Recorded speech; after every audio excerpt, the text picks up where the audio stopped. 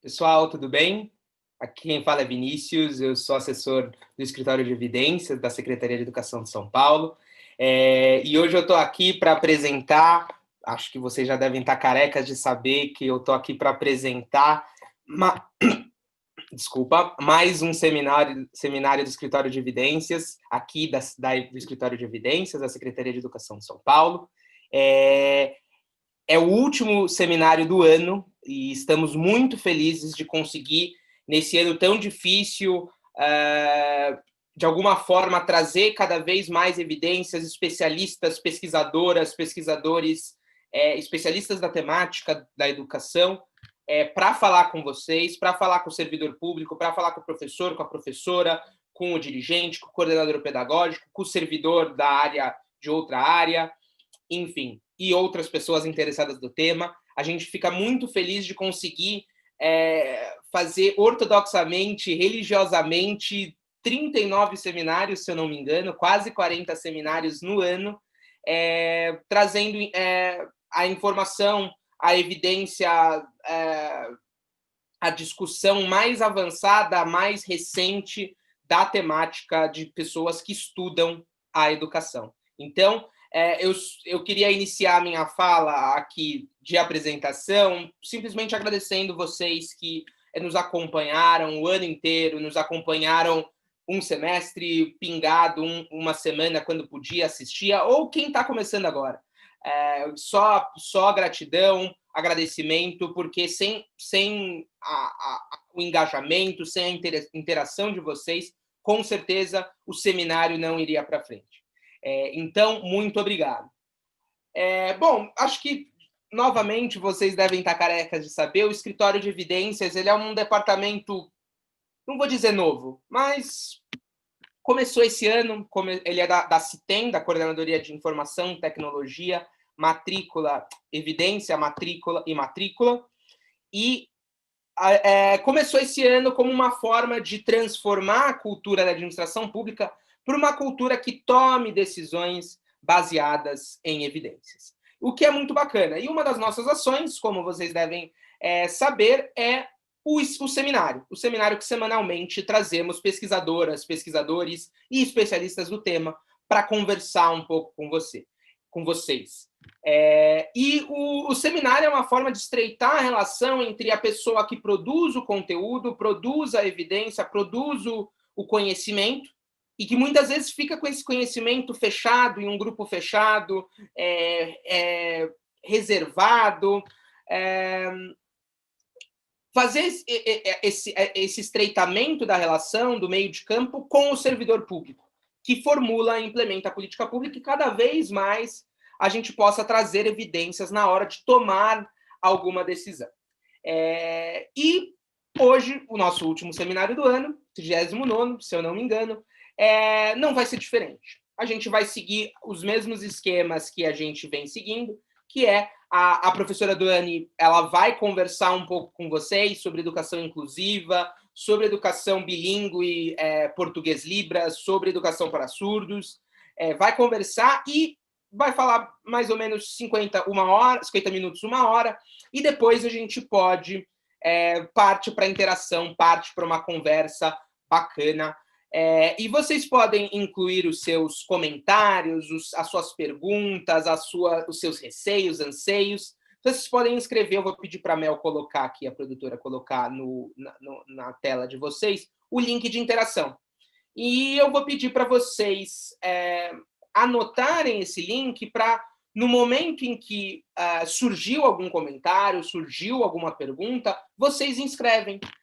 E aí a gente consegue ter uma interação, uma conversa bem bacana, agora, 3 horas da tarde, 3h10, a gente consegue conversar. Porque nada mais como eu falei, a intenção do seminário é estreitar esse meio de campo, estreitar a relação. E a gente não consegue fazer isso sem conversa. E por isso que eu incentivo, eu peço, eu suplico a vocês que conversem, troquem ideia. A professora Doane aqui é super interessante, super competente, e é uma honra tê-la aqui conversando com a gente numa sexta-feira às 2 horas da tarde, prestes ao recesso, prestes ao Natal, enfim. E, bom, não vou ficar me alongando muito, eu vou passar a palavra aqui para a professora Doane. A Doane, ela é professora bilíngue, de ensino bilíngue, ela foi finalista do Global Teacher Prize, o Nobel da Educação, né, digamos assim. Ela é mestranda em educação. Eu não vou também ficar me alongando aqui, porque se eu ficar listando o currículo da professora Doane, eu vou ficar aqui até às 3 horas da tarde só listando título e coisas interessantes que ela fez. Então, eu queria agradecer muito a professora Doane por ter topado conversar com a gente, por ter se interessado em conversar com servidores, servidoras, professores, professoras, com a gente nessa sexta-feira à tarde. Então, professora, muito obrigado, Doane, muito obrigado por ter topado, muito obrigado pelas palavras que irão ser ditas, e o palco do Zoom é seu. Muito obrigado.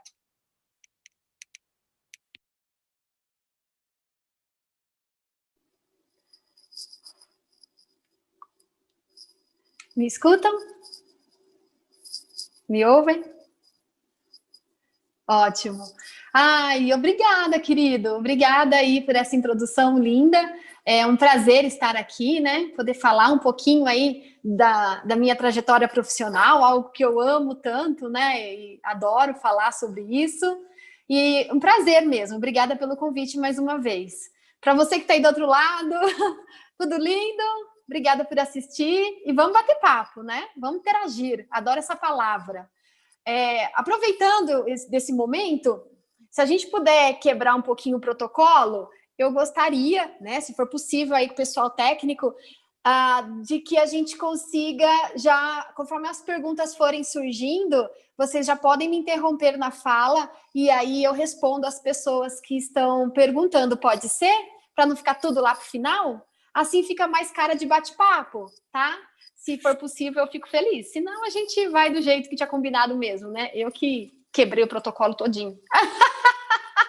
Eu sou dessas. Bom, vamos lá, né?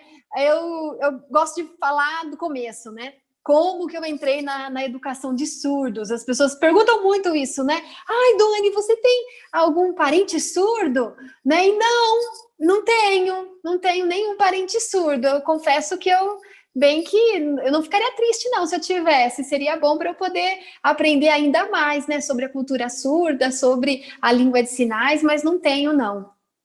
A língua de sinais ela veio na minha vida quando eu era uma criança. Eu me lembro que nessa época era muito comum a gente ver nas ruas os surdos vendendo chaveirinhos, né? Eles vendiam no semáforo, tudo. E uma vez a minha mãe comprou um chaveirinho desse. Mas eu não gostei do chaveirinho. Na verdade, eu nem lembro o que era esse chaveiro aí. Eu gostei mesmo foi da embalagem, porque vinha um alfabeto manual em libras, né, na embalagem. E eu me encantei com aquilo. Eu falei, poxa, então tem gente que se comunica assim, né? Porque eu também nunca tinha tido acesso a um surdo, assim. Eu nunca tinha visto um surdo. Talvez eu tenha visto, mas como eu desconhecia, então, como a gente fala aqui no interior, eu não botei reparo, né? Bom, aí comecei ali, gostei daquele alfabeto e comecei a montar palavras com o alfabeto. E na minha cabeça, Libras era só isso, era só alfabeto manual. Olha que coisa, né? Naquela mesma época vem a Xuxa. Lembra do show da Xuxa? Pois é. Então, quem tem aí a minha idade, né? Quarentona, quarentão, uhul, vai saber do que eu tô falando. E aí vem a Xuxa e tira a Libras do anonimato com aquela musiquinha abecedário da Xuxa, né? Quem nunca ouviu o A de Amor, B de Baixinho? Oh, meu Deus, C de coração. E o D de docinho. Pois é. E calhou, né? Então, eu já tinha ali a Xuxa Rainha na minha infância e eu já me interessei pela Libras pelo papelzinho do surdo. Aí deu tudo certo. Eu falei, nossa, que coisa legal isso, né? Poder conversar com outra pessoa e usando as mãos. Achei o máximo. Naquela época, a gente não tinha internet como tem hoje, então as pesquisas elas eram bem mais restritas, tudo ficava na biblioteca. E naquela época, minha mãe nos levava à biblioteca, né, municipal. Na época, eu morava em Valinhos, também é interior de São Paulo, é bem pertinho aqui de Campinas, que eu moro hoje. E a mãe fazia questão de nos levar para a biblioteca toda semana, né? E eram tempos difíceis, né, na infância. Então, a gente ia a pé mesmo, porque não tinha condições de pagar o ônibus, né, ida e volta. E então íamos minha mãe, eu e a minha irmã, né, mais nova. E então eu pegava livros de história, adorava, sempre fui uma devoradora de livros assim. Mas aí, e eu perguntei, eu me lembro disso, né? De eu me interessar e perguntar para a bibliotecária se havia alguma coisa sobre a língua de sinais, né, do Brasil. E eu nem falava língua na época, na época a gente chamava de linguagem dos sinais, né? Agora que a gente trata de língua, depois de 2002, quando veio aí, né, o reconhecimento da Libras como uma língua. Bom, aí nesse tempo, aí eu não tinha nada, assim, para me mostrar, né? Eu era uma criança também de 9 anos, então ela não tinha nada para me mostrar em relação à língua de sinais. Mas tudo bem, aí o tempo passou, aí eu fiquei um pouquinho mais velha, e aí eu falei, poxa, eu vou aprender a Libras então, né? A língua de sinais. E fui aprender Libras. E foi ótimo, porque ali o meu mundo para a cultura surda, para a comunidade surda, ele se abriu assim, ó. Nossa, na verdade ele não se abriu, ele se escancarou. Eu entrei nesse mundo, e posso falar, não pretendo sair tão cedo, não. Adoro a convivência, adoro fazer parte da cultura surda. Tem hora que eu esqueço que eu sou ouvinte. As pessoas do meu lado também, que eu saio falando Libras com todo mundo, até quem não sabe. Mas enfim. Então começou assim, começou com uma curiosidade de criança e foi para a vida profissional, para a vida adulta, para a vida profissional, né? E ainda na infância eu já queria ser professora. Eu tenho vários relatos assim da época na infância que eu já sabia que eu queria ser professora. E a minha mãe, ela sempre dizia isso pra gente, né? Como filhas mulheres, né? Mais para as meninas do que para o meu irmão menino. Ela falava: olha, a mulher tem que ser aquilo que ela deseja ser e não aquilo que a sociedade impõe. Porque, apesar de ter, né, 40 anos, 39, para ser mais exata, na minha época era muito comum a gente ouvir, né, que a mulher ela tinha que ser boa esposa, ela tinha que ser boa mãe. Não que ela não tenha que ser boa esposa e boa mãe, mas ela também pode... Mas não era muito falado na minha época sobre direito de escolha da mulher, sabe? Igual a gente vê hoje. Hoje a gente ouve as meninas já, né, decidindo, escolhendo, né? Na minha época, não. Na minha época existia uma preocupação que a menina de 12 anos tivesse o seu enxoval completo, pronto para o casamento, né? E não, eu não queria ter um enxoval pronto para o casamento, porque eu não sabia se eu queria casar. Na verdade, eu não queria casar. Eu queria estudar, eu queria ser a professora, né? E, então, minha mãe sempre deixava isso muito claro para a gente. E trazia também uma outra fala, né? Que ela dizia assim, ó, o conhecimento não ocupa espaço. Eu me lembro muito disso. E também ninguém rouba de você o conhecimento. Foram aprendizados com a minha mãe. Outra coisa que ela falava também, que, nossa, ficou muito marcado, era a educação transforma. Então, se você quiser sair dessa vida que a gente tem hoje, é só com os estudos que você vai conseguir. E aí eu resolvi seguir a risca, né, do que ela dizia, minha mãe, minha heroína, né? E aí, então, eu falei, poxa, eu quero ser a professora. E na faculdade, quando eu entrei na faculdade, eu já sabia Libras. Pensa que não. Então, eu já sabia Libras, não como eu sei hoje, né? Ai, por favor, vamos comparar também, né, gente? Vai, pera lá. Mas, enfim. E aí, eu conversando com os surdos, tendo esse contato com eles, né? Eu comecei a entender onde que estavam, em qual momento estavam os problemas do processo de ensino-aprendizagem do aluno surdo, né, do sujeito surdo. E aí, conversando com eles, eu fui entendendo, porque alguns vinham das escolas especiais, na época a gente falava isso, né, e outros vinham das escolas inclusivas. E tudo ali, sabe, muitos sem o domínio do português, sem o domínio do conhecimento no geral, né? E eu percebia que os meninos que tinham facilidade na oralização, então aqueles surdos que faziam Libras, mas que faziam a oralização, falavam e faziam leitura labial, eles eram melhores, assim, digamos, sabe? Eles aproveitam melhor, deixa eu me corrigir, eles aproveitaram mais do processo, desse processo escolar que eles tiveram. Já os meninos que vinham, que tinham Libras mesmo, que eram mais, que eram surdos, falantes de Libras, esses tiveram muito mais prejuízos, né? E aí eu comecei a entender aonde é que... E aí eu, conversando com eles, eu entendi onde estava o erro.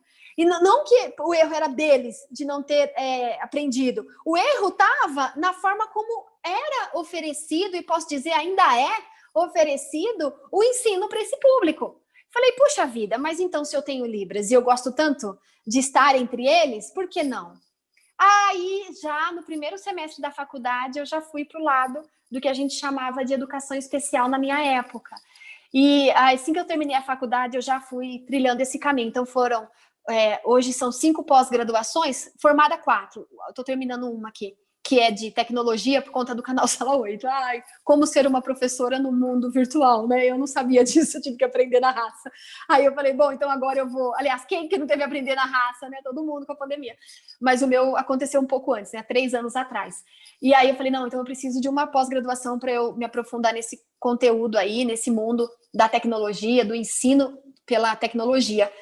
Então, essa pós eu ainda não terminei, estou estudando. Mas aí eu fui estudar justamente para que o meu caminho ficasse mais trilhado de acordo com as necessidades dos meus alunos. Então, eu fiz a educação especial, porque na época, para trabalhar com esse público, era obrigatório, né, ter esse certificado, e foi muito bom.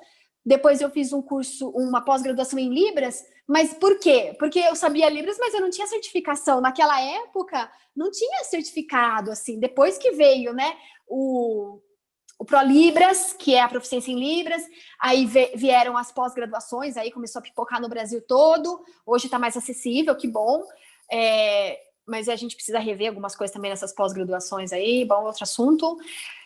Depois eu precisei fazer psicopedagogia, porque eu queria entender, eu queria melhor trabalhar as dificuldades nesses processos de ensino-aprendizagem do meu aluno surdo. Então, como eu poderia ajudá-lo ainda mais, né? E para ajudá-lo, eu queria entender esse processo todo, né? Me aprofundar nisso. Aí eu fui fazer a psicopedagogia.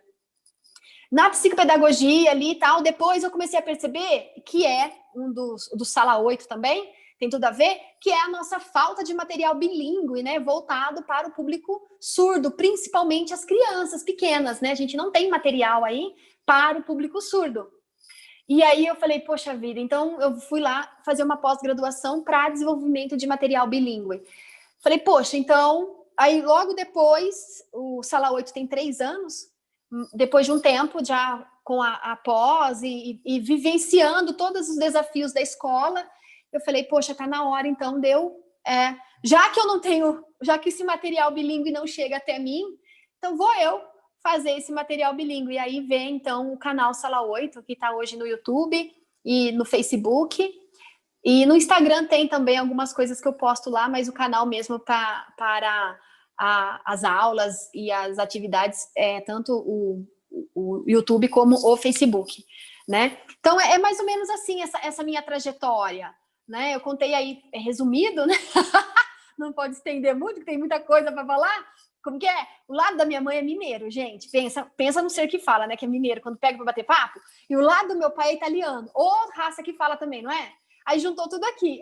Minha mãe fala, Doni, você fala tanto que você fala até com as mãos, menina. Então juntou, né? E aí, será que já tem alguma pergunta para eu ir respondendo? Porque senão eu engajo aqui, menina. Eu tenho mais coisa para falar.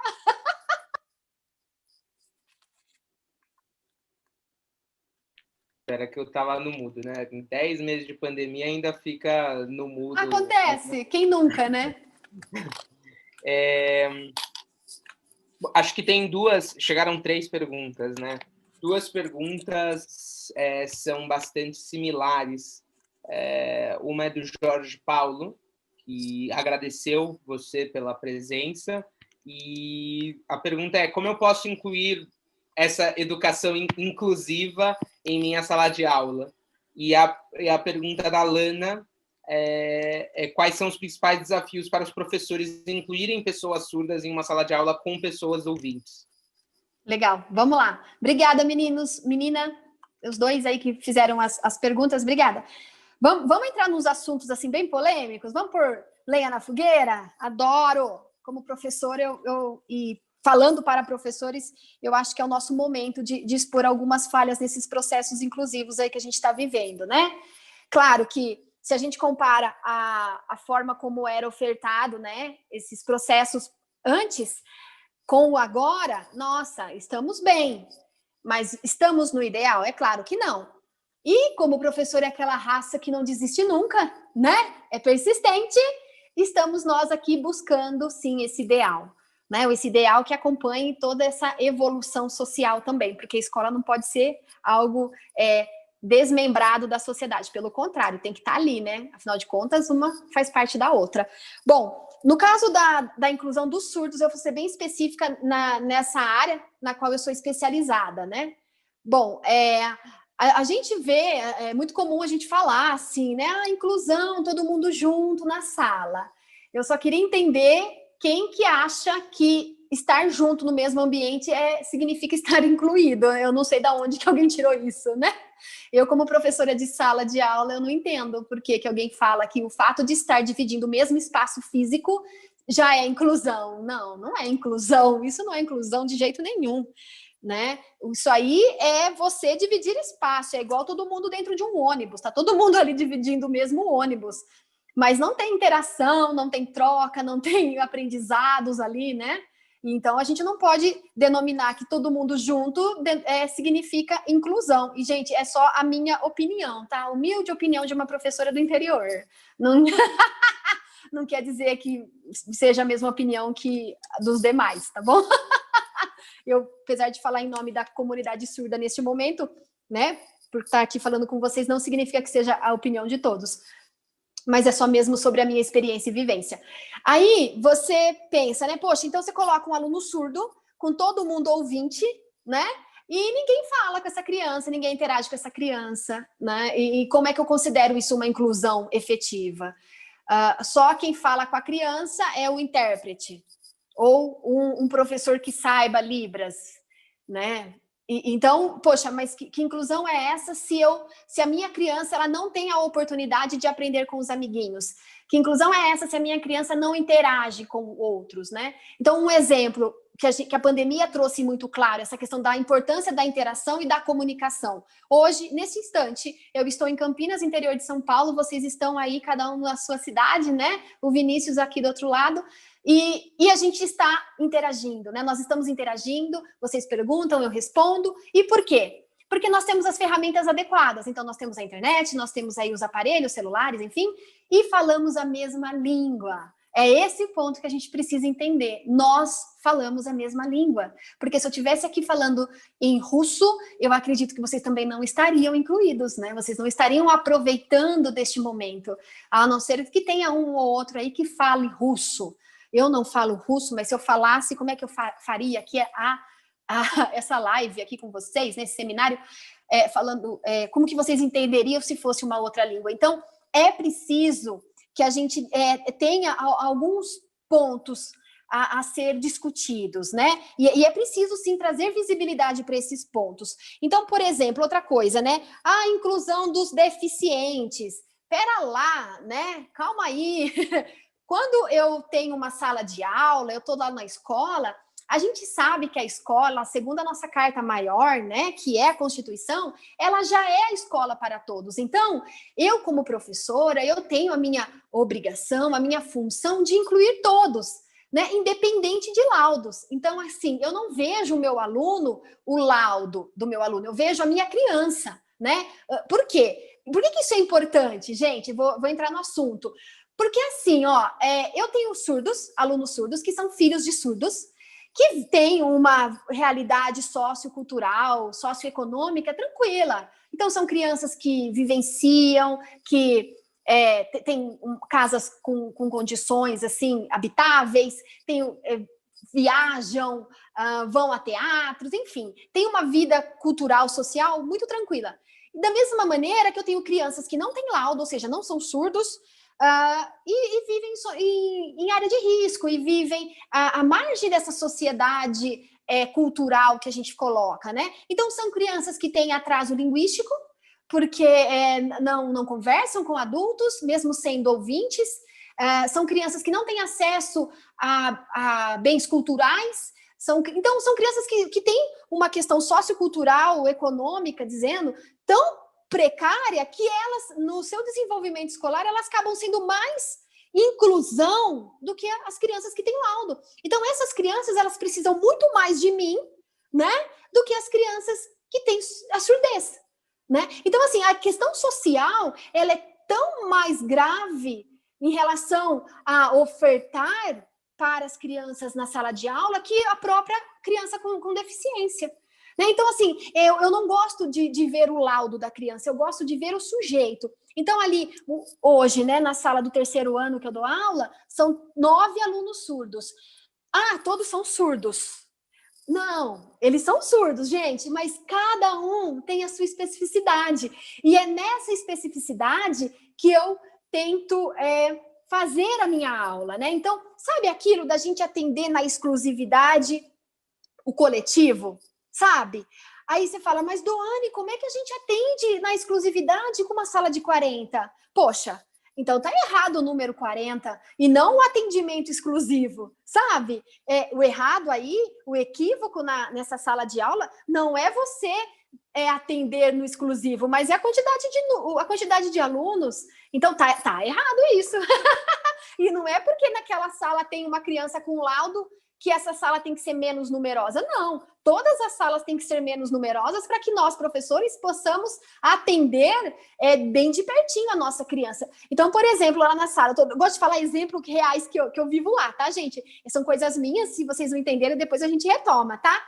Então, por exemplo, eu tenho lá, desses 9 alunos surdos, tem 2 alunas, em especial, que eu gosto de trazer o assunto delas. Uma é louca nas princesas da Disney, gente, louca, tipo, adora as princesas da Disney. A outra adora, gente, tudo que é vilão. Malévola é com ela. Ela sabe tudo da Malévola e a outra sabe tudo da Cinderela, sabe assim? E da Rapunzel, enfim. Então, assim, se a gente...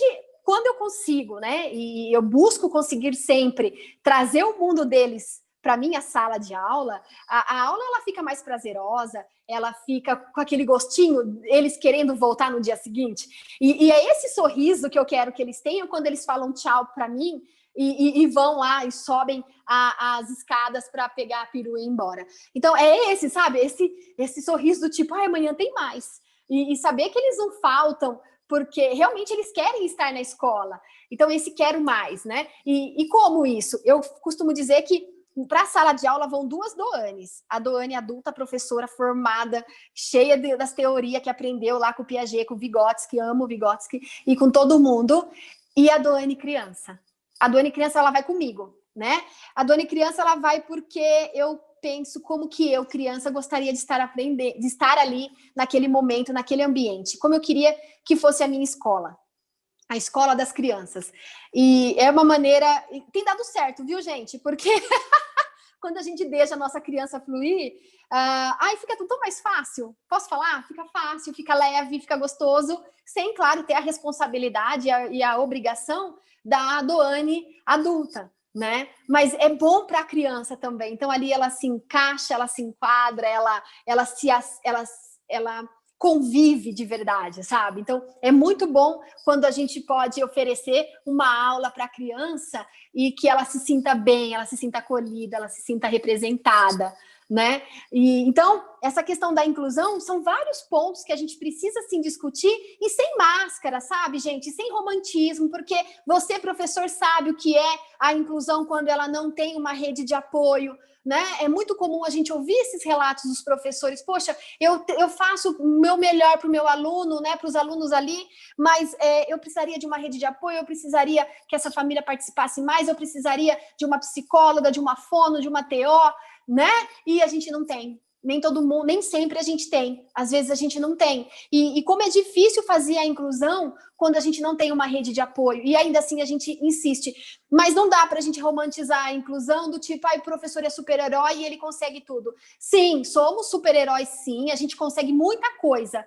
Mas se a gente pensar que aquele período de escola da criança, ele é rico para ela, ele é importante para ela, a gente tem que valorizar esse período. E o quanto menos prejuízo essa criança tiver, melhor para ela, melhor para a nossa sociedade, melhor para você, professor, que não fica angustiado, sofrendo com crise de ansiedade, né? Que essa época ainda da pandemia foi pior ainda. Então, assim, vamos falar de inclusão, mas vamos falar de inclusão real, não de inclusão romantizada. Outra coisa que a gente tem que pensar para falar de inclusão é qual a função da escola. Para que serve a escola? Ah, a escola é só social? Ok. Não, a escola também é para ensinar, né? Ensinar. Então, tem coisas ali na escola que a criança ela vai aprender, né? E tem coisas também que a criança, não só de conteúdo, tá, gente? Não tô aqui falando só de conteúdo português, matemática, mas a gente está falando também de autonomia, de liberdade de expressão, de relações sociais. Isso tudo a escola ensina, né? A escola é uma sociedade em miniatura. E que bom que as crianças possam aprender dentro da escola, porque ali tem um adulto conhecedor que vai mediar os conflitos que ali existem, porque existem conflitos e que bom que eles acontecem dentro da escola com a gente ali cuidando desses conflitos, ensinando outras questões, né? Porque a criança vem de casa com uma bagagem cultural que deve ser respeitada, mas ali na sociedade ela vai aprender outras coisas. Então é uma questão de ampliar e aprofundar esses conhecimentos, né? E essas questões culturais também. Então, assim, é importante que a gente tenha em mente qual é a função da escola. Ah, nesse caso aqui, a escola é só social.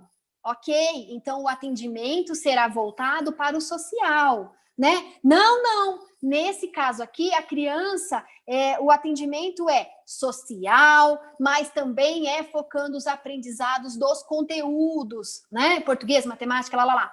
Ah, então tá bom, então é isso. Porque assim, a gente tem ouvido falar muito de inclusão como a criança dividindo espaço físico, né? E ali ela sai depois de 9 anos da escola, falando aí no ensino fundamental 1 e 2, e os conteúdos, né? Ah, não, mas ela interagia. Tá. Como era essa interação? No caso da criança surda, tinha gente que falava Libras com ela ali? E as trocas dialógicas, né? Como é que a criança ouvinte, ela também aprende pelas trocas. A criança surda também, né? Só que é uma outra língua. Então, essa criança surda, ela vai ser tolhida desse direito dela de aprender com o igual, né? E a representação da cultura surda, onde vai ficar? Nós vamos ter professores surdos nessas escolas inclusivas? Então, isso tudo, gente, é preciso ter cautela e muita atenção para discutir. Mas o ponto principal eu deixei por último, gente. Eu deixei por último porque é o que eu mais defendo. Sabe qual é? Direito de escolha. Peraí, com que direito eu, ouvinte, que não sou surda, que não tenho parente surdo, vou escolher o que é melhor para uma pessoa surda? Ai, por favor, gente, cadê a representatividade? E quando me perguntam, na sua opinião, qual é o entrave na educação, na inclusão do nosso país? E eu falo, o entrave está na falta de representatividade, tanto na inclusão social, profissional e educacional. A gente não vê cego falando por cego, a gente não vê surdo falando pelo surdo, a gente não vê as pessoas cadeirantes, né, com mobilidade reduzida falando por elas mesmas. São pessoas que não têm deficiência determinando lei, regra, direitos. Peraí, né? Já chegou o momento da gente começar a olhar o outro não mais pela sua deficiência, mas sim pela sua eficiência. E eles são capazes, sim, com certeza, de dizer o que eles querem. Porque eu, como professora, Tchutchu, eu vou falar a verdade. Vou tentar ser, não que eu seja, mas eu vou tentar e vou buscar ser a melhor professora para o meu aluno, seja na escola inclusiva, seja na escola especializada, vamos mudar esse termo especial, a gente já fala sobre isso, na escola especializada ou lá debaixo da árvore, que na minha escola tem muitas árvores e nós adoramos levar as crianças lá para debaixo das árvores no momento da leitura, no momento da descontração e no aprendizado também. A gente usa quadro, a gente usa o morro, a gente desce de papelão no morro, porque eu buscarei ser a melhor professora em qualquer ambiente. No entanto, eu quero que o meu aluno se sinta bem no ambiente que ele escolher e não no ambiente que ele for obrigado a estar. Isso, gente, é muito específico do aluno surdo, tá bom?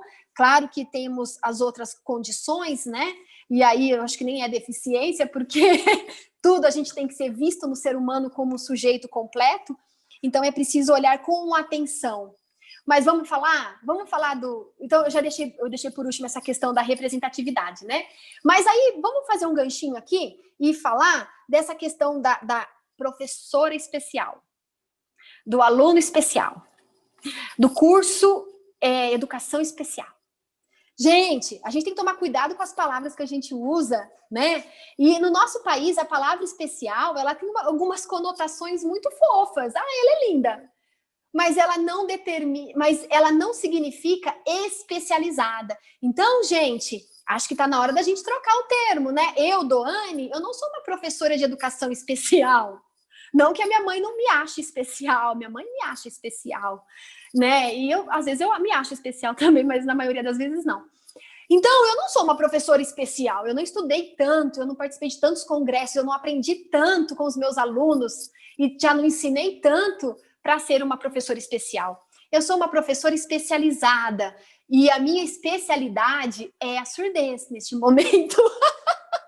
Apesar que eu adoro fazer receita, então eu também sou uma professora especializada em receita. Adoro ensinar as coisas, português, matemática, tudo com receitas. Ai, não que eu seja maravilhosa na cozinha, gente, eu sou péssima, uma negação aqui em casa. As coisas só funcionam mesmo lá na escola. Eu acho que são os anjos das crianças que falam, nossa, essas crianças vão comer esse bolo, então deixa eu ajudar. É mais ou menos por aí. Então, eu também penso que está na hora da gente mudar esse termo, né, de educação especial para educação especializada, como os médicos, né, que têm lá as suas especialidades. Eu acredito que a educação vai por aí também. Afinal de contas, gente, a gente trata, a gente cuida de sujeito, né, de ser humano.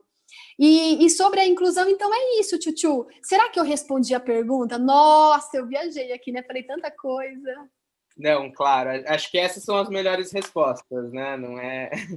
Acho que são as mais completas. Chegaram várias perguntas aqui. Adoro perguntas, gente, porque assim eu consigo responder. Porque se eu fico aqui falando, gente, eu vou falar tanta coisa. E às vezes a pessoa nem quer ouvir aquilo, ela quer ouvir outra coisa, né? E eu tô aqui falando outra coisa. A pergunta é da Maria Antônia. Ela pergunta: quais são os principais desafios da educação de surdos aqui no Brasil? Acho que é uma pergunta bem válida. Tem essa questão da representatividade que a gente colocou, que está na hora da comunidade surda poder escolher qual ambiente ele prefere estudar e por quê, né? Porque ele não vai escolher o que ele não vai agregá-lo. Pelo contrário, ele vai escolher o melhor para ele. Afinal de contas, quem que escolhe o pior para si mesmo, né? Bom, além disso, Tchutchu, eu esqueci o nome dela, Maria Antônia? Você falou? Me perdoa. Maria Antônia. Eu sou melhor com sinais do que com nomes. Eu não sou boa em nomes, eu sou melhor em sinais. Aí, então, Tchutchu, o que eu te respondo, outra coisa também que a gente recebe, que assim como professora de criança, é que a criança surda, ela vem para a escola, na grande maioria das vezes não mas tem as exceções, ela vem sem língua. Então, é aquela criança assim, ó, que às vezes a mamãe e o papai, né, a família, teve o diagnóstico da surdez ainda bebê, mas a gente tem políticas públicas aí, e que bom que a gente tem políticas públicas para a saúde, né? Então, a busca da prótese, vai colocar o aparelhinho, vai colocar o implante coclear, legal, ele vai falar e vai ouvir. Cri, cri, cri. Nem sempre. Então, o que acontece nesse momento é que a família, ela é incentivada a protetizar a sua criança, e que bom, porque isso precisa ter também, mas em nenhum momento a gente não tem políticas públicas que tratam da língua dessa criança, né? No caso da Libras. Pois é, minha gente. Eu já estive em várias situações acompanhando famílias que receberam o diagnóstico do bebê surdo e não tem um encaminhamento para tipo assim, olha, vai nesse lugar agora, porque ali você vai aprender Libras, porque o seu bebê, ele pode ouvir sim com um aparelho, né? Cada caso é um caso, tá, gente? Eu só tô generalizando para a gente entender o contexto, mas cada caso é específico e depois a gente pode conversar mais aprofundado cada caso. Mas aí você leva o seu bebê nesse lugar, você vai aprender Libras, a família vai aprender Libras, o bebê vai aprender Libras, vocês vão poder conviver com outros surdos, vocês vão poder participar das festas da comunidade surda. A comunidade surda tem em várias religiões, tem questão da Libras, televisões, enfim. É uma sociedade, né? Eles não são fechados ali no mundo deles, como as pessoas pensam, muito pelo contrário, né? A língua é uma barreira, sim, É uma barreira, mas a partir do momento que você rompe essa barreira, você tem um outro mundo a ser explorado, né? E cabe a nós também buscarmos esse rompimento de barreira linguística, né? E oferecer comunicação para eles também oferecerem a comunicação e o mundo deles para a gente. Bom, e aí, então, a gente não tem isso. Então, a criança chega na escola, Tchutchu, com 6 anos de idade, sem língua. Né? Então, todo aquele processo aí, quem estudou Piaget, nos marcos de desenvolvimento, aquele processo linguístico, cadê? Ele vai começar com 6 anos de idade. E aí é muito atraso, gente. É muito atraso a criança ali, né? Adquirir uma língua, construir uma língua, adquirir e construir a linguagem só ali, né? Aí, é claro que você fala, ela é 100%? Não, não é 100% sem língua. Ela tem ali os sinais caseiros que a família usa, ou tem um pouco de oralidade, mas ela ainda não tem. Mas quando comparado, e agora a gente coloca aí, né, nesse desenvolvimento linguístico, ela não tem, ela fica sempre aquém da criança que teve ali comunicação, independente de ser surdo ou ouvinte. Porque quando a criança é surda, a família é ouvinte, e já cedo, a mamãe, o papai, a família, começa com libras, a criança chega na escola com língua, né? Então ela convive com ouvintes, mas ela tem libras, porque ela convive também com pessoas que sabem libras, e aí então o desenvolvimento dela, ele vai tranquilo, assim, sabe? Sem correria, ele vai natural, e isso vou falar, ele fica muito mais fácil para mim. Não estou dizendo aqui que quando a criança ela vem sem língua, que ela não aprende. Aprende. Oh, como não? Não tem dessa, tipo, eu estou na escola e não vou aprender. Imagina, você é aluno da professora Doane, você não vai sair por aí falando que não aprendeu nada sendo meu aluno. Então, como não? Ensino, pego no pé, falo para a família aprender Libras. Mas quando a criança vem com Libras, é outro caminho, gente. É um caminho mais de flores, assim, confesso. Quando não, é um caminho mais, assim, tortuoso, com algumas pedras, não só para mim, como professora responsável para a família e principalmente aí para a criança. Então, o maior desafio é essa questão. E é por isso que a gente fala tanto da educação infantil já com Libras, sabe? Para a criança chegar no fundamental com língua, como acontece com a criança ouvinte. E lembrando, gente, que isso não é algo específico dos surdos, não, porque a gente tem a questão só fazendo uma ponte assim, sabe? Um ganchinho simples. Mas se a gente parar para pensar nas crianças que vieram de outros países, as crianças que são refugiadas, né? Agora a gente está com vários casos aí de crianças. Inclusive, eu conheci uma que falava francês, coisa mais fofa desse mundo, e não falava o português. E aí? É outra língua também, gente. A barreira da comunicação está ali, mesmo ela ouvindo, né? E os indígenas? Quantos indígenas temos no nosso país? E quando eles vão aprender o português? Também, minha gente. Então, vamos olhar com carinho para esse povo, né, que tem uma outra língua, e como a gente pode aprender com eles e eles com a gente, sabe? Não precisa ter todo mundo igual, aliás, que bom que não somos iguais. Vamos valorizar as diferenças e respeitá-las. Eu acho que é se colocar no lugar do outro, a empatia, sabe? Então, nós como seres estamos em um processo de evolução e estamos evoluindo, sim, eu acredito, eu sou daquela do copo meio cheio, sim, então eu acredito, sim, que a gente está nesse processo e a gente vai conseguir atingir algo melhor, sabe? Então, daqui a alguns anos, quando for falar sobre inclusão, a gente vai falar desse marco histórico que estamos vivendo também. Mas eu acredito que a gente já vai falar de coisas que realmente são melhoras, né? Coisas que foram melhoradas, né? Que foram aperfeiçoadas com os erros e com os acertos, né? Afinal de contas, somos seres humanos, estamos em constante mutação, e que bom. Será que eu estou respondendo? Eu estou falando um monte de coisa aqui. Não, Aí a gente vai respondendo, você fala, que aí eu falo de novo. Tá bom, com certeza. Aqui é a pergunta da Melina, né? E a pergunta dela é como nos informamos melhor de como melhorar a questão da inclusão, principalmente com relação à pessoa que não conhece nada. Por onde começamos? Por onde começamos a nos informar? Quais são as nossas pequenas ações, as pequenas atitudes que podemos fazer? Gente, não tem trabalho educacional, aí é independente de inclusão, viu, gente? Porque vocês ficam, né, falando da inclusão e eu fico falando de todo mundo, independente se tem laudo ou não. Eu acho que a escola, ela funciona muito melhor quando tem a parceria da família, né? Aí você fala, Dori, mas como é que a gente faz com essa família que não participa? Pois é, então tem alguma coisa errada aí também, né, gente? Cadê os compromissos ali, né? Cadê o conselho tutelar? O ECA tá dizendo lá que a família é responsável pela criança. Então, tem alguma coisa errada. Será que a gente tem que apertar um pouquinho mais essa legislação e falar, olha, toma que o filho é teu e participe mais, ou não? Ou é conversando? Que estratégias a gente tem que usar para trazer essa família para dentro da sala de aula? Será que são as festas que estão faltando? Será que está faltando a gente oferecer coisas ali para a escola ficar mais viva, mais pertencente à comunidade, a comunidade conseguir adentrar o ambiente educacional? O que será que está faltando, hein? Vamos pensar nisso? Então, fica de lição de casa. O que a gente pode fazer para trazer a sociedade para dentro da sala de aula?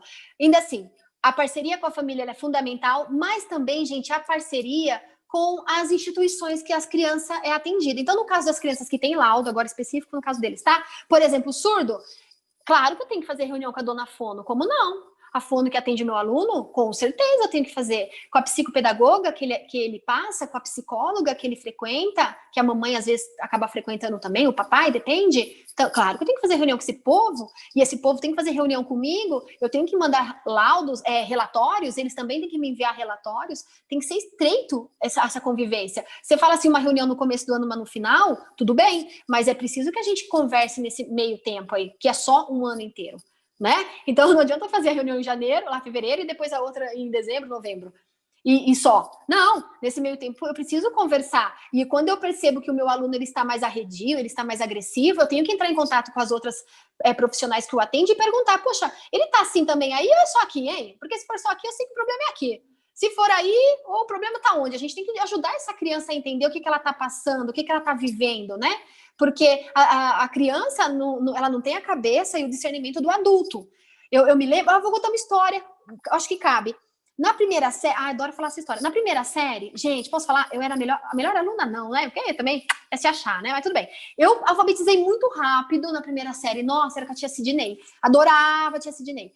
E ali, gente, eu ajudava os amiguinhos. Então, eu já me sentia professora. Olha, vai ver se não foi dali, viu, que veio. Então, eu me sentia professora, ajudava a tia Sidney. Naquela época, as crianças eram separadas por níveis, né? De desenvolvimento, de conhecimento, de inteligência, sei lá o que acontecia. Aí me tiraram da sala da tia Sidney e me colocaram com a tia Cacilda. A flor da Doni murchou. Porque eu, ali na tia Cacilda, como era todo mundo assim, que sabia tudo, eu não tinha ninguém para ajudar. Então eu já não gostei daquilo. Porque eu gostava do fervo da tia Sidney. Sabe, que eu ia, ajudava, fazia aqui, ajudava os amiguinhos a fazer dobradura, lá. Então eu gostava de estar ali, sabe, com os outros. E estar, mesmo numa sala, digamos, de crianças melhores, nossa, gente, como é que a gente podia fazer isso no passado, né? Não é absurdo? Nossa, umas coisas, né? Eu não acredito que eu vivi isso. Mas enfim, continua. E aí, então, eu não gostava daquele padrão, todo mundo igual. Gente, eu acho que já estava aí escrito nas estrelas. E todo mundo sabia tudo, então não tinha quem ajudar. Eu ficava ali, eu terminava a minha tarefa e só. E aí, então, eu comecei a chorar. Eu percebi que se eu chorasse, eu conseguia as coisas. Então, eu comecei a chorar e fiquei pedindo para voltar para a sala da tia Sidney. Aí, a minha avó foi lá, porque minha mãe trabalhava muito nessa época.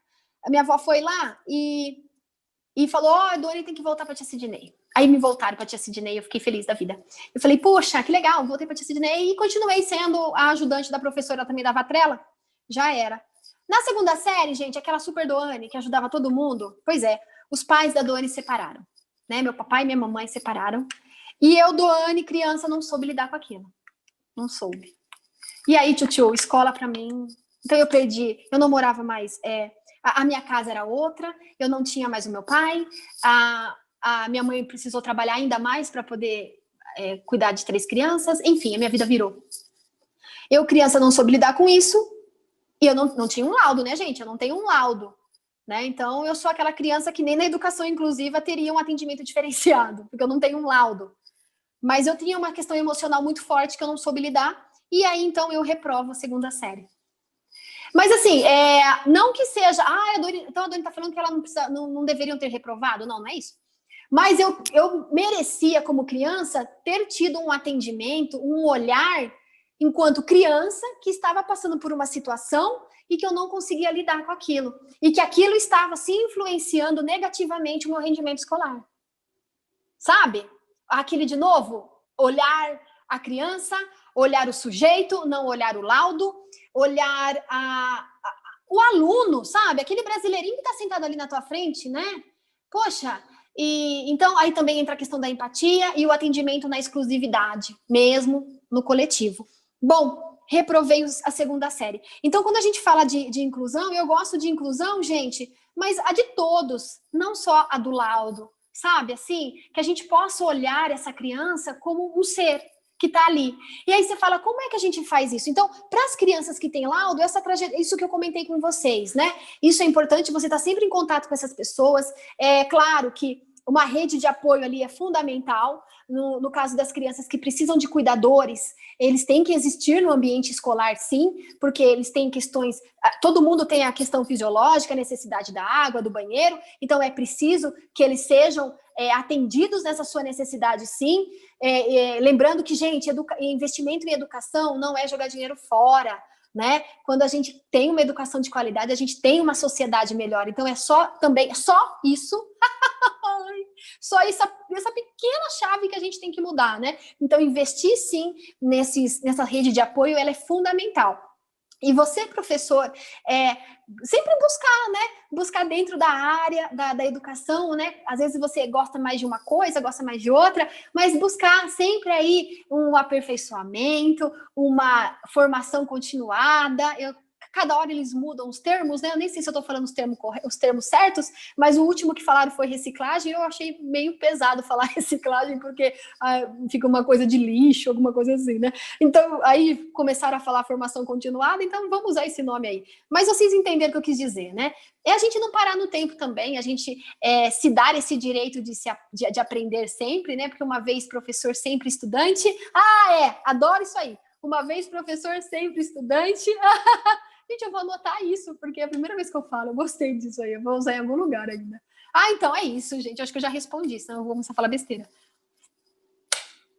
Não, com certeza, muito obrigado. Eu vou passar para a pergunta do Pedro Hugo, que pergunta, sei que o tema do seminário não é esse, mas há alguma diretriz, alguma política pública, algum programa que vem do governo para a educação para surdos? Sim, Chuchu, o que a gente tem, então, outro problema, gente, eu vou falar um monte de problema aqui, vocês acharam que ia passar uma tarde suave, né, suave nada, eu trago tudo.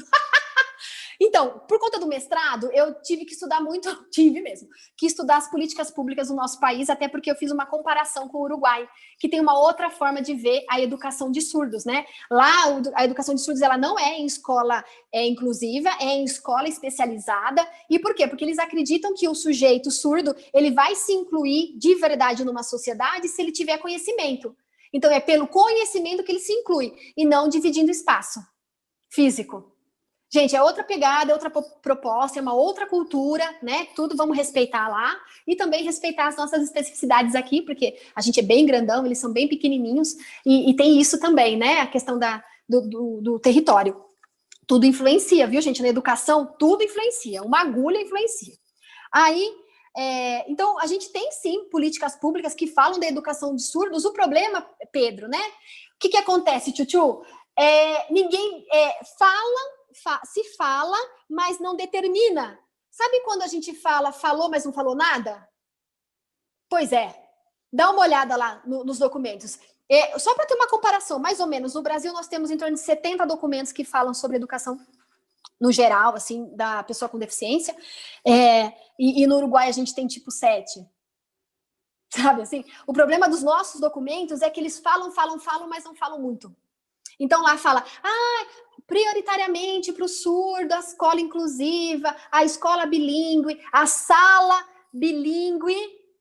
Tá, e o que é isso? O que você entende como escola inclusiva? A criança dividindo espaço físico? Mas e o respeito à sua língua como sujeito que tem uma outra língua, né? A primeira língua do surdo é a Libras, não é o português é a segunda língua. E tá, uma escola inclusiva, mas vai ter aula de Libras para os amiguinhos surdos? Para os amiguinhos ouvintes aprenderem a falar com o coleguinha? Então a gente tem um currículo de Libras. E sendo surdo a sua primeira língua o português, a gente tem um currículo um currículo de ensino de português como segunda língua para esse sujeito surdo, que a sua primeira língua é Libras. Então são coisas que a gente tem que pensar.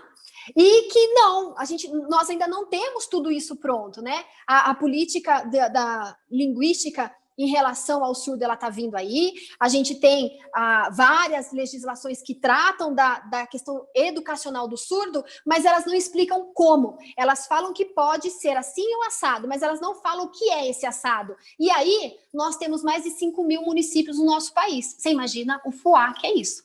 Porque Campinas entende que a educação de surdos é assim, segundo a LBI, né, a Lei Brasileira de Inclusão, escola inclusiva é isso. A cidade do lado entende outra coisa. E posso falar, quando você lê as leis, as duas estão certas. Porque não foi...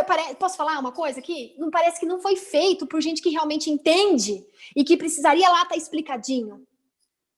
Vocês estão me entendendo? Não estou dizendo, gente, que tem que ser uma coisa fechada. Sim, direito de escolha. Mas quando aquela prefeitura escolhe uma classe dentro de uma sala regular, o que vai acontecer dentro daquela sala?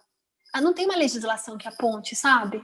E aí fala, não, mas a cidade pode colocar de acordo com a sua especificidade, porque cada cidade no nosso país é muito grande, então elas têm essa liberdade. O problema, gente, é que quando a gente dá muita liberdade assim, para atender especificidade, a gente também tem que tomar cuidado em perder o quê? O norte disso tudo, né? Parece, ou melhor dizendo, o sul. Né? Mas tem que ter, ou seja, ou norte ou sul, a gente tem que ter uma direção. O que não pode é ficar assim, sabe? Cada um trata de um jeito, porque acha que esse jeito é melhor, não tem a representatividade dos surdos dizendo o que realmente é melhor para eles, né? Então aí falta isso para os surdos também, porque eu sei, uma cidade como Campinas, por exemplo, só na minha escola são 60 surdos. É um mundo, é bastante, né? Eu adoro falar esse número. Mas se a gente pega uma cidade do interior, por exemplo, se eu não me engano, a cidade de Vinhedo, que é onde eu nasci, que é aqui pertinho também, se eu não me engano, são 3, 4 surdos.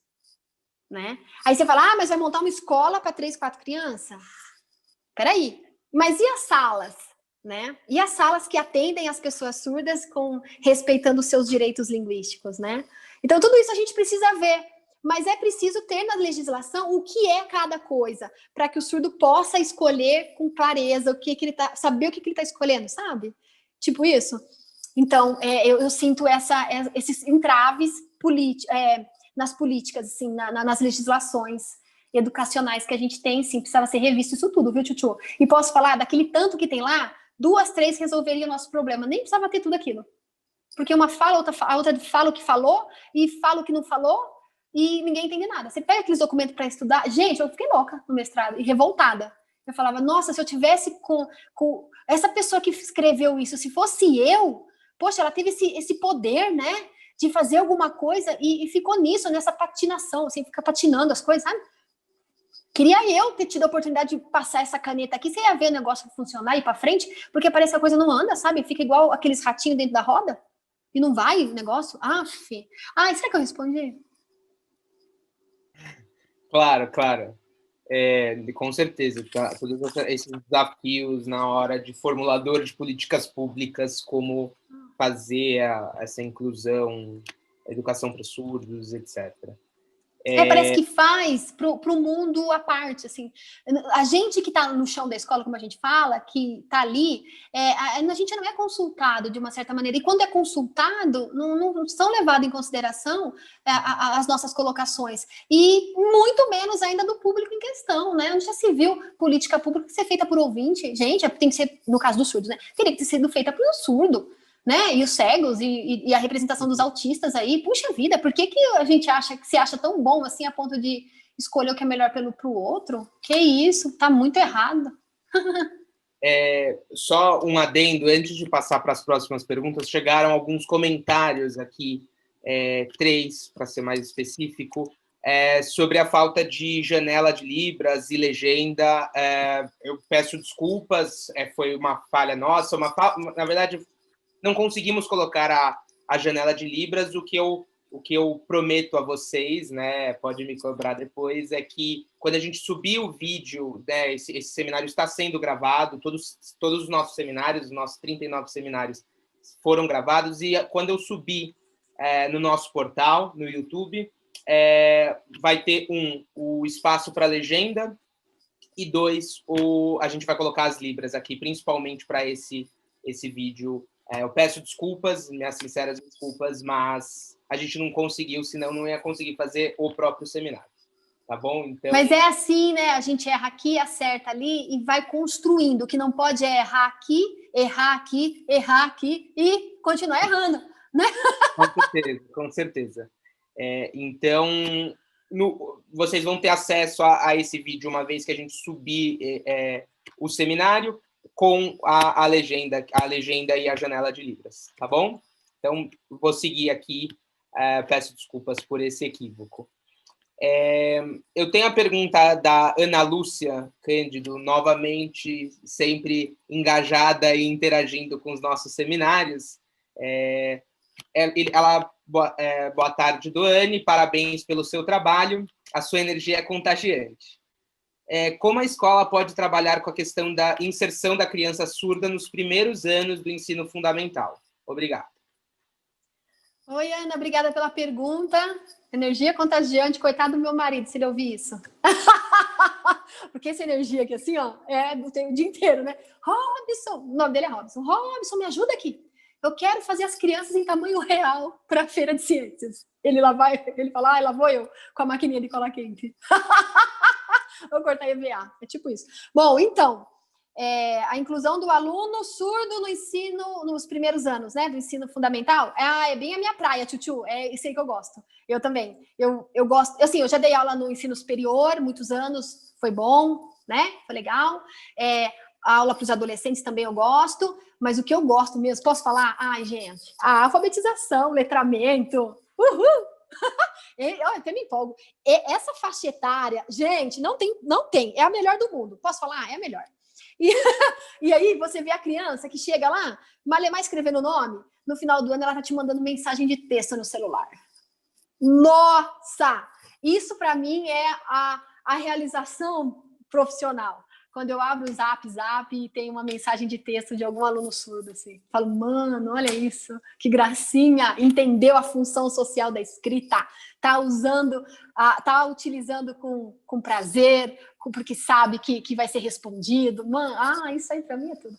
Então, essa parte, como eu gosto muito, eu também me cobro muito, né? E eu sou muito criteriosa e eu tenho percebido, e eu também posso falar, tem hora que eu perco um pouco a paciência em relação a esse assunto, da gente ver, sabe aquilo que a gente conversou? Erro. E aí quando você olha, poxa, passaram-se 10 anos, erro, poxa vida. Então, eu vejo que está na hora da gente rever muita coisa. Um exemplo que eu vou dar, adoro exemplo, já falei, a questão do material didático, né, gente? Então, você fala assim, igualdade, escola tem que ser igual para todos. Igual nada. O ser humano não é igual, por que a escola tem que ser igual? A escola tem que ser, a gente tem que garantir a equidade, não a igualdade. E por que eu falo isso? Então, eu tenho lá a criança do 3º ano, do Fundamental 1, tá lá aprendendo, em muitos casos, Libras, ainda não sabe tudo Libras, assim, tá em aquisição, né, construção, e português também. Aí ela recebe o mesmo material didático dos amiguinhos ouvintes. Tudo em português. Eu faço o que com esse material? Olha que vocês estão respondendo aí. Eu uso. Eu uso porque é verba pública, então a gente tem ética, né? Então eu uso o material da melhor maneira possível. Mas esse material, sendo ela surda, com a sua primeira língua Libras, esse material ele tinha que vir em Libras e não em português. Não tem sentido isso, né, gente? Vamos parar para pensar. Então, assim, eu vejo que esses discursos de igualdade, eles precisam ser diminuídos. E sim, e ampliados os discursos da equidade. Porque se o meu aluno recebe o material em Libras, para que ele possa estudar lá história, geografia, ciências, que tem muito mais sentido esse material ser em Libras do que em português, poxa, esse aluno vai ganhar, eu ganharei, né? A sociedade vai ganhar. Então, aí volta a questão, por que que o surdo quer tanto a escola de surdo? Né? As escolas especializadas, as escolas bilíngues. Por isso também, porque tem esse respeito linguístico. Né? Ele não é o diferente ali. Aliás, a aula ela é pensada e planejada para ele, na especificidade dele. E não na maioria ouvinte, porque sempre a maioria é ouvinte. Outra coisa que a gente nunca para pensar e que é importante pensar, adoro falar sobre isso, e a criança que é ouvinte, mas o papai e a mamãe são surdos? A primeira língua dessa criança também é Libras, não é o português. Então, eu tenho um monte de amigos, que são codas, a gente dá o nome de codas, CODA, é uma sigla norte-americana. Então, eu tenho vários amigos assim, que falavam da dificuldade deles em aprender português na escola, porque em casa só se falava Libras. Não é legal, gente? E aí, numa escola bilíngue dessa, essa criança aqui é ouvinte, mas os papais são surdos, a vovó é surda, o titio é surdo, né? A família é surda. Essa criança, ela pode estudar nessa escola, na qual a primeira língua dela é respeitada, que é a Libras, e não o português, sabe? E aí, quando a mamãe e o papai forem lá fazer a reunião de pais, vai ter alguém que entenda para falar com eles. Porque numa escola inclusiva, quando não tem nem intérprete para a criança, como é que a mãe acompanha, o pai acompanha o desenvolvimento da sua criança se ninguém fala com eles? Porque ninguém sabe Libras. Adoro falar de problemas que ninguém nunca tinha pensado. É isso. Será que eu respondi a pergunta? Não, com certeza. E de fato, eu, Vinícius, nunca havia pensado sobre isso. Sabe por quê, tio? É porque eu convivo com isso. É isso, esse mundo, tipo, é 24 horas na minha vida, entendeu? Eu não tô aqui de vez em quando, porque eu não estou professora, eu sou professora de surdos, então eu sou madrinha de surdos, eu vou nas festas com eles, eu tenho uma interação muito forte, muito intensa, então minha casa tem surdo, vem aqui, meu marido teve que aprender Libras para poder conversar com as minhas amigas surdas, entendeu? Então, assim, como eu vivo esse mundo, eu consigo fazer uma ponte bem próxima do mundo deles para o nosso mundo, para o mundo dos ouvintes, né? Apesar que eu particularmente gosto mais do mundo deles, a forma cultural deles, eu me identifico muito. Mas assim, eu consigo fazer essa ponte, então eu consigo trazer essa voz. E tá na hora da gente ouvir, sabe? E pensar nisso também. Poxa, e a criança que tem o papai e a mamãe surda?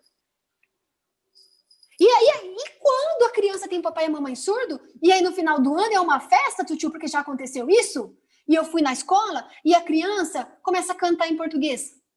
Pro papai e pra mamãe que é surdo, no momento lá da solenidade. Mano, o que esse papai e essa mamãe aproveitou? Aí o que eu fiz? Eu levantei da cadeira de onde eu estava e fui lá interpretar. Porque nesse ambiente, eu me sinto... É impossível eu simplesmente ver essa situação e não fazer nada, sabe? Eu pedi licença e falei, não, eu vou lá interpretar. Que é isso, gente? Né? Outra coisa que acontece, cantar parabéns pro surdo, todo mundo apaga a luz. Na hora do parabéns, e a gente tem a música de parabéns para você em Libras. E como é que você apaga a luz? Como é que vai ver a música? Sabe? Então, a gente empatia, se colocar no lugar do outro e começar a olhar o mundo com outras possibilidades, não só com esse olhar que você tem aí, né? Só com esses dois olhos. É preciso olhar com o olho da consciência, com o olho do coração, sabe? Com outros olhos. Quando a gente vê um prato bonito que dá vontade, a gente olha com o olho do estômago. É só treinar, sabe? Vamos treinar os outros olhos. A gente tem muitos olhos. É isso, tio. Outra frase bela, né? Escreve aí. Ai, vamos usar. Escrever, Nossa, vou usar também. Fazer um livro dessas coisas. Tem outra pergunta da Ana Lúcia. O pessoal tá gostando? Eu não tô vendo se eles estão gostando. Eu também não tô vendo, mas eu tenho certeza. Depois você fala se eles estão gostando. Fala, Nossa, nunca mais vão me chamar, né? Mas tudo bem. Mas eu também não vou vir aqui para fazer máscara, né? Eu vim aqui para falar o que eu acho mesmo. Eu falei assim, depois que eu virei top 10, eu fiquei abusada. Eu comecei a falar mais coisa. Agora eu posso. Tô dando mais voz para os professores, porque tem muita coisa que eu falo aqui que o professor queria falar e a gente fala lá na sala dos professores, mas aí quando tá assim, ninguém fala. Então eu falo. Tem outra pergunta da própria Ana Lúcia, como eu falei, é a pessoa mais engajada, mais interativa com as nossas ações do Escritório de Evidências, e ela fala, né, comenta, muitas vezes a criança passa uma escolaridade inteira sem avançar na aprendizagem, sem que a escola perceba que às vezes tem algum tipo de problema, inclusive de surdez. O que você pensa sobre isso? Exato, é verdade. É por isso que a gente tem que ter muita atenção com os professores que estão no infantil. Né? Então, é claro, é um momento de muita brincadeira, tem que ser, né, para a educação infantil, mas é preciso ofertar a esses professores também esses olhares, o olhar para as crianças que têm alguma coisa de diferente ali, porque na diferença eu consigo perceber e até mesmo encaminhar, porque assim, ó, às vezes acontece, viu, Tchutchu, da criança vir com um laudo de surdez, né, lá no primeiro, segundo ano, mas quem percebeu foi a professora do infantil. É muito comum a criança colocar óculos porque a professora percebeu. E então, eu, como professora do terceiro ano, agora, esse ano eu estou no terceiro ano, o ano que vem eu vou para o quarto ano, mas esse ano eu estou no terceiro. Então, assim, nos momentos que as crianças estão fazendo a lição, eu não fico preenchendo os relatórios. Tudo bem, eu sei que é muito puxado, né, gente, porque tem que preencher os relatórios, tudo. Mas eu gosto do momento da sala de aula, eu estar na sala de aula, de verdade. Então, eu presto atenção nas crianças, as caras que elas fazem, né, as atitudes das crianças, porque ali uma agressividade repentina pode me dizer alguma coisa, sabe? Um choro repentino pode me falar alguma coisa que essa criança não soube falar. Né? É aquela história que eu contei do meu caso, né? Talvez faltou, né? No meu caso, faltou olhar, né? Faltaram olhares, melhor dizendo, né? Só uma pessoa, várias. Então, assim, eu gosto na hora do recreio de perceber com quem a criança brinca, como ela brinca, né? Então, assim, a gente consegue conhecer a criança sem ela precisar te dizer, porque por vezes ela mesma não sabe nomear o que ela está sentindo, o que ela está passando, né? Sabe que eu lembro de uma história muito, muito interessante, assim, que a criança, ela não ia bem na escola, não ia bem, tentava tudo errado na educação infantil, e a mamãe era sempre chamada na escola, lá, lá, lá. Aí, a mamãe, que era professora, resolveu colocar a criança numa escola de inglês. Sabe esses cursos de inglês para criança pequena, tipo 5, 6 anos, que já tem, né? Então, aí a mamãe colocou a criança na escola de inglês, primeira semana da aula de inglês, porque são 2 crianças por sala, né? A professora falou: mamãe, leva seu filho, porque eu acredito que ele seja daltônico. Menino! Pois não é que foi fazer o exame e deu que o menino era daltônico daquele bem forte? Por isso que a criança não associava as cores, e a professora da educação infantil trabalhava muito com cor. Ai! Aí complicou, né? O menino era daltônico, mas foi a professora do inglês que percebeu que o menino tinha o daltonismo. Então, assim, é nessas percepções. Então, eu penso que as professoras da educação infantil, principalmente, né, tem que ter esse olhar, assim, para a criança mesmo, né? E, claro, continua em toda a vida escolar. No meu caso, na terceira série, terceiro ano, é muito comum as crianças eu perceber a necessidade de óculos. Porque como começa uma escrita mais intensa, tanto que a gente fala, né, que a criança ela tem que estar já alfabetizada até o final do terceiro ano, né, agora do segundo, né, mas até o final do terceiro ano ela tem que estar alfabetizada, então tem muita escrita de texto, então ali eu consigo perceber se essa criança ela está enxergando bem o quadro, ou as atividades que são entregues, ou aquele momento de interação, até mesmo ali quando elas saem correndo, né? Porque não adianta falar para ir andando que pode machucar, elas correm. Então, tudo bem. Então, você nem fala mais nada, deixa correr. E que bom, né? Porque negócio de fila também fala sério, né? Você tem que tirar um pouco as filas. Eu não gosto de fila.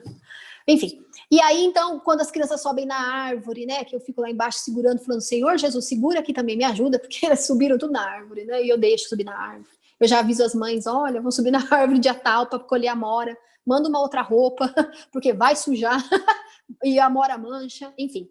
Então, a gente, com essa observação, a gente consegue perceber se a criança tem uma dificuldade para ouvir, uma dificuldade para enxergar, uma questão motora. E, claro, né, gente, sempre estudando, né? Para conhecer mais dos marcos de desenvolvimento infantil, conhecer das deficiências. É importante a gente conhecer o ser humano, né? Então, claro que não dá para saber tudo de todos, mas dá para saber um pouquinho de todos, sim. Tá bom? É isso.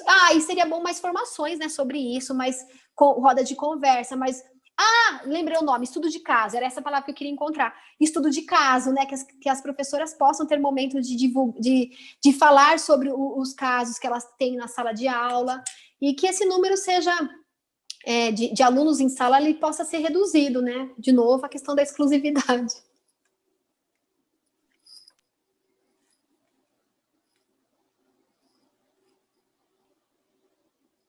Não estou te ouvindo. Mais uma vez aqui, né? A gente faz em Libras. A gente pode ir para a última pergunta aqui. Acho que você já pode emendar com alguma consideração final e a gente... Já acabou? Acabou. Mas eu queria falar mais coisa. Pode falar também. Um dia me chama de novo para falar mais coisa? Chama, com certeza. Tá bom. É uma pergunta da Laura, acho que ela ouviu você falando da sua pesquisa de mestrado, para falar um pouco mais sobre educação para surdos no Uruguai, e se tem alguma ideia de resultados. Então, o que eu acompanhei, né? Falando assim, a realidade que eu acompanhei, não estou dizendo que é o país todo assim, tá, gente? Então, eles vão para o que seria nosso próximo ao ensino médio, que eles ficam até a nossa 7ª, 8ª série na escola especializada, bilíngue, e depois que eles vão para outra sala. E aí, para outra escola que é inclusiva. E aí, nessa escola tem intérprete.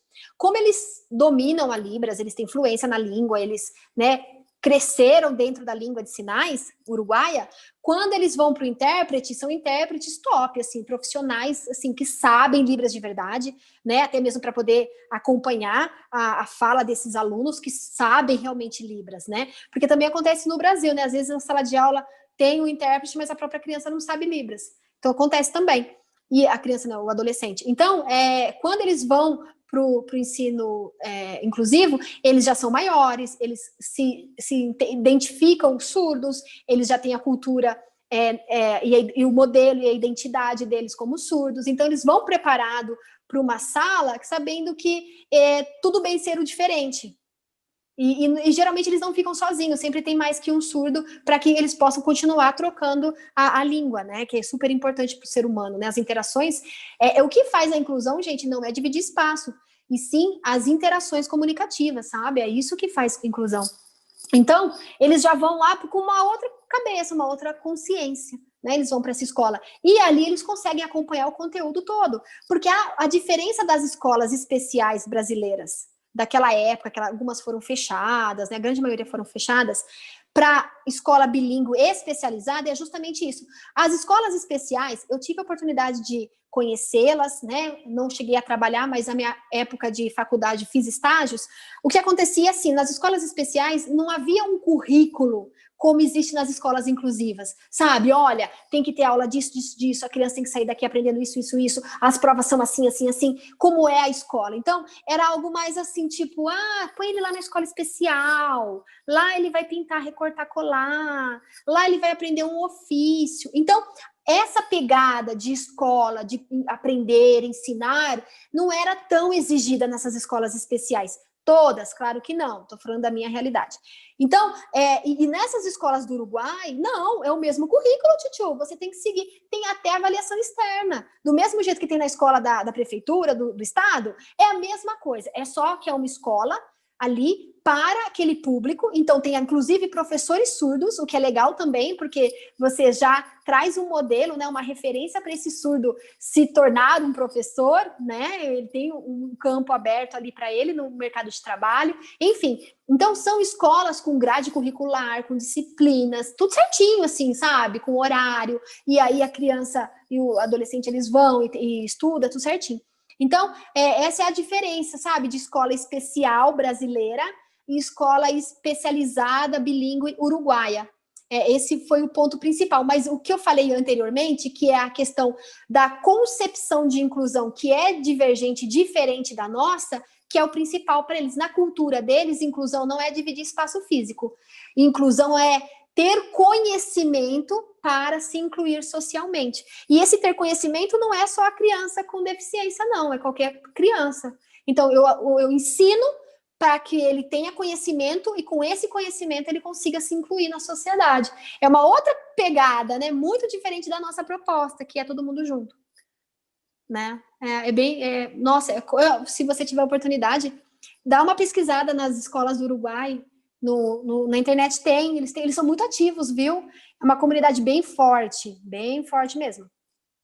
E a gente fica discutindo aqui, né, se inclusão é bom, se Libras é bom, né? Eles já estão anos-luz lá. Lá o negócio, eles brigam lá porque eles querem ter estúdios top montados dentro das escolas para que eles possam fazer os materiais, assim, de prontidão, sabe? Enquanto a gente está brigando aqui que língua, Libras é língua, tem que respeitar a língua, eles estão numa outra pegada, eles já passaram por essa fase, eles estão mais adiantados que a gente nesse sentido. E aí, quando eu ia para lá, eu ficava super feliz de estar lá, conhecer, e quando eu voltava, eu chorava. Toda vez no avião, a aeromoça, que foi, professora? Você já sabe, eu já sei. Mas pensa que você um dia vai conseguir fazer a diferença. Se Deus quiser. A aeromoça já sabia por que eu chorava quando eu vinha de lá. É isso. Tem mais alguma coisa para perguntar? Não, acho que se você quiser emendar com algumas considerações finais, acho que pode ser bacana. Vamos fazer um resumão? 10 minutinhos, pode ser. Vamos lá, vamos falar de inclusão, mas de inclusão educacional, de direitos de escolha, vamos falar de empatia, vamos colocar aí nesse balaio todo que representatividade, ela é fundamental para qualquer área, e está na hora da gente olhar essas pessoas como pessoas que são, como brasileiros que são. É isso, a gente não tratar os diferentes iguais, porque somos todos diferentes, mesmo você que está aí me ouvindo e me enxergando, e eu que estou te ouvindo e te enxergando, a gente tem essas mesmas habilidades, mas nós não somos iguais, porque nós somos sujeitos históricos, culturais, sociais. Está na hora da gente olhar mais para esses sujeitos, né? Nessas especificidades de sujeito e não em laudo. Então, direito de escolha, sim, é importante. Inclusão não é só professor que faz, é preciso de família, é preciso de rede de apoio, sim. E, sim, vai ter dias que a diretora vai ter que tirar o salto dela e ir lá na sala de aula ajudar a professora, sim, né? Porque é uma escola, lembrando que é uma escola, somos todos ali, né, em prol das crianças. Então, todo mundo tem que fazer o seu pouquinho, sim, para virar um tantãozão. E que se a gente pudesse, agora, uma outra coisa que não tem muito a ver com inclusão, mas tem a ver com escola, né? Então, tem a ver. Se a gente pudesse mudar a nossa escola, né? Esse negócio de todo mundo sentado um atrás do outro, e toca o sino, e aí o sino, quando toca, muda de português para matemática, e fecha a caixa do português, abre a caixa da matemática. Se a gente pudesse começar a trabalhar mais assim, com fazer, né? E não só com aquele sentado na carteira escrevendo, seria tão bom. Que na sala de aula não fosse assim desse jeito, né? Cada um fechado, mas que a gente pudesse ter uma cozinha aberta e fazer as aulas lá na cozinha com receitas, né? À vontade, sem ter que ficar pedindo, e só poder usar a cozinha uma vez por mês. Que os materiais ficassem abertos para a gente poder usá-lo assim, sem ter que ficar preenchendo fichinha e esperar 3, 5 dias para pegar aquele material que você teve aquele insight na hora, porque a criança falou alguma coisa e você falou, então vamos fazer uma maquete. E ali, né? Sabe, assim, que a gente pudesse ter umas aulas mais práticas, mais para o mundo infantil mesmo, né? E não tão para o mundo adulto. Porque uma coisa é aula na faculdade, né, gente? Outra coisa é aula nos primeiros, na educação infantil, nos primeiros anos, para os adolescentes também. Mais tecnologia nas escolas. Ai, gente, que tudo, hein? Que bom, né? Acho que é isso que eu queria falar. Fiz dei umas cutucadas aí. Claro. Bom, professora Duane, muito obrigado pelas suas palavras, muito obrigado pelo seu tempo. Tenho certeza que foi muito proveitoso para mim, para todos que nos assistiram. Com certeza fechamos nossa primeira temporada de seminário de 2020 com chave de ouro. Muito bom ouvi-la falar questões super relevantes, abrir nossos olhos, nossos inúmeros olhos, né? Olho do coração, olho do cérebro, enfim, olho do estômago. Muito obrigado. Esse foi o nosso seminário, conforme eu falei, ele foi gravado. A gente vai disponibilizá-lo agora com legenda e com a janela de Libras agora.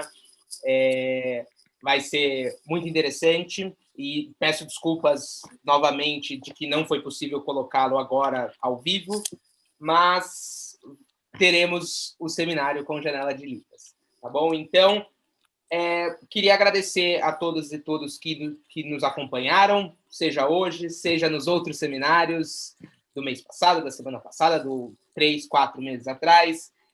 Com certeza o seminário não seria o mesmo sem vocês, e o escritório com certeza também não seria o mesmo sem vocês. Então, professora, se quiser ter algumas palavras finais... agradecer a vocês aí pelo convite, estou super feliz de poder falar, agradecer a paciência dos professores que participaram, dá uma olhada lá no canal Sala 8, ver se vocês gostam, eu também pego muitas ideias e dicas de outros professores, adoro fazer com muitas mãos e muitos dedos, né? E o professor lá na Casa de Papel, ele fala, né? E fica fazendo um origami, né, gente? Eu tenho a mesma mania. Eu adoro origami. Eu fiz um barquinho. Eu fico falando e fazendo coisa aqui com os papéis. Eu não consigo ficar com a mão parada, porque ou eu falo libras, ou eu faço origami, eu tenho que fazer alguma coisa com a mão, gente. É a mão imperativa. Então eu fiz um barquinho para nós, ó. Depois eu vou pôr o nome de vocês aqui, vou guardar com carinho. Mas foi ele que copiou de mim, viu? Porque eu já fazia isso, de falar e fazer origami. Muito obrigado, professora. Então é isso, pessoal. A gente se vê no começo do ano que vem. Eu não vou ter a data exata, se eu não me engano, é dia 22 de janeiro que a gente volta com a nossa temporada 2021 de seminários.